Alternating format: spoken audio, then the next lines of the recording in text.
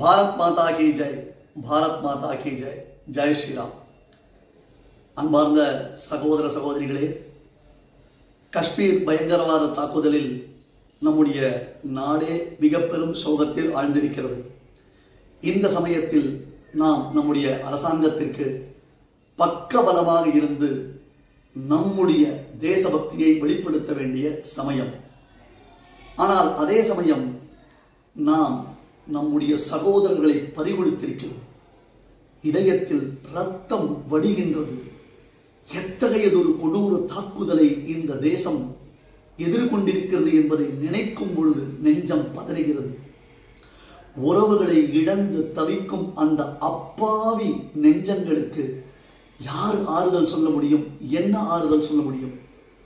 அன்பர்களே, மே மாதம் 2ஆம் தேதி வெள்ளிக்கிழமை 2025ஆம் ஆண்டு இந்த மே 2ஆம் தேதி வெள்ளிக்கிழமை இந்த தாக்குதல் நினைவு நாள் 10வது நாளாக அமைந்திருக்கிறது. நெஞ்சொன்னா துயரம் இருந்தாலும், நீங்காத துக்கத்தில் நாம் ஆழ்ந்திருந்தாலும், அந்த உறவுகளுக்கு நாம் ஆறுதல் சொல்ல வேண்டும். இறந்தவர்களின் ஆத்மா சாந்தி அடைய வேண்டும். நம்முடைய தேச பக்தியை வெளிப்படுத்த வேண்டிய தருணம் இது. தேச துரோகிகள் அனைவரும் அழிய வேண்டும் என்பதற்காக உள்ளம் உருகி, இறை வழிபாடு மட்டும்தான் இதில் நமக்கு கை கொடுக்கும். உள்ளம் உருகி வரும் மே மாதம் 2ஆம் தேதி 2025 மாலை சரியாக 6:12 நாம் அனைவரும் நம் இல்லங்களிலும் உள்ளங்களிலும் கோவில்களிலும் ஒரு தீபத்தை ஏற்றி வழிபட வேண்டும். உலகளாவிய வழிபாடாக இது திகழ வேண்டும். உலகம் முழுவதிலும் இந்த தீப வழிபாடு நடைபெற வேண்டும். இறந்தவர்களின் ஆத்மா சாந்தி அடைவதற்காக மட்டுமில்லை இந்த பிரார்த்தனை. தேச துரோகிகள் வேருடன் களையெடுக்கப்பட வேண்டும். இந்த தேசம் என்றும் வென்று எல்லா விதத்திலும் ஜெயிக்க வேண்டும். நாம் அனைவரும் தேசத்தின் நலனுக்காக ஒன்று திரண்டிருக்கிறோம் என்னும் உறுதியை வெளிப்படுத்த வேண்டும். தயவு செய்து இது ஒரு பிரார்த்தனை.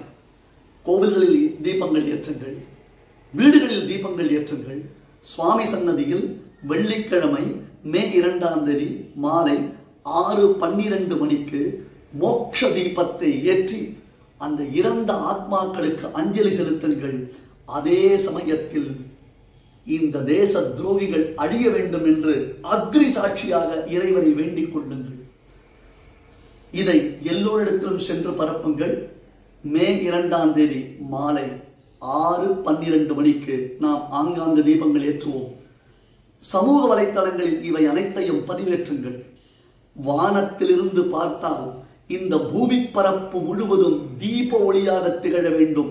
இந்த தீப ஜுவாலையில் தேச விரோத தீய சக்திகள் பொசுங்க வேண்டும்.